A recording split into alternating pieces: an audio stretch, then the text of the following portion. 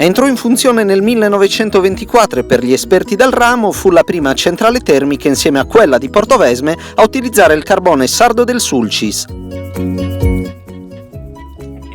La centrale elettrica di Sant'Agilla, prima di proprietà della Società Elettrica Sarda e poi passata con la nazionalizzazione all'Enel, è da tempo abbandonata e cosicché, pezzo dopo pezzo, sta come dimagrendo, pur essendo, nel complesso, parte integrante della storia industriale della Sardegna. Niente a che vedere certo con le preesistenti centrali elettriche sarde sui fiumi del Tirso, del Coghinas e del Flumendosa. Quella di Sant'Agilla divenne ben presto una centrale all'avanguardia e sostituì quasi del tutto la produzione di energia elettrica per il capoluogo della Sardegna.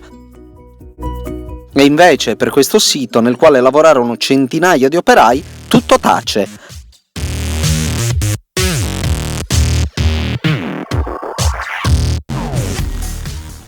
Nel 2014 furono però i carabinieri a sventare un furto di materiali dalla centrale termoelettrica, avviando un blitz che portò all'arresto di 7 persone, accusate di aver caricato su 2 autocarri fili di rame, tubi, profili di alluminio ed anche coperchi di tombini. L'ennesimo furto nel 2015 e nel gennaio del 2016. Insomma, non c'è pace per questo sito spettrale, per alcuni aspetti divenuto anche meta di fotografi appassionati di luoghi misteriosi e di giovani che marinano alla scuola e che vi accedono facilmente, ma anche di malintenzionati.